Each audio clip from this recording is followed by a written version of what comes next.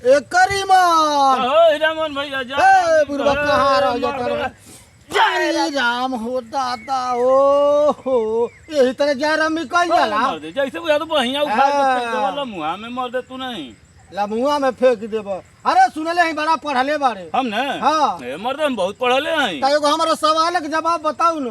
तो पूछो हाँ पूछो दिल के टुकड़े टुकड़े करके मुस्कुरा के चल दिए तन हाँ। बताइबे हमारे एकर जवाबवा का बताई ये दिल के टुकड़े टुकड़े करके हाँ। मुस्कुरा के चल दिए हाँ। आ तनिए के इथी में भोजपुरी में अनुवाद करके बताइबे। एक भोजपुरी में अनुवाद करके हाँ बताई बताऊ तो दिल के टुकड़े टुकड़े करके मुस्कुरा के चल दिए चल दिए एक भोजपुरी अनुवाद नहीं जानते नहीं जाना तब हमसे सुना बताओ मार दे तू नहीं अरे करेजवा के बुकनी बुकनी कह के अच्छा करेजवा के बुकनी बुकनी कह के अच्छा आ दांत चियार के चल दिहलू हो रे बुढ़वा खमते जानता नहीं ते बता ना आई हम पाई मर्द हम बहुत पढ़ले तो हैं ते बता दे ले करिया अक्षर भैंस बराबर भैंस भी आइल पढ़वा हाँ। आ पढ़े लिखे जानी नहीं तो पूछबा कलावा है सर बस यही बड़ा बता मर दे दे तू नहीं हाँ ए भैया हमन के कॉमेडी आईपीएस चैनल है आए पर रौरे सबे फॉलो करी कमेंट करी शेयर करी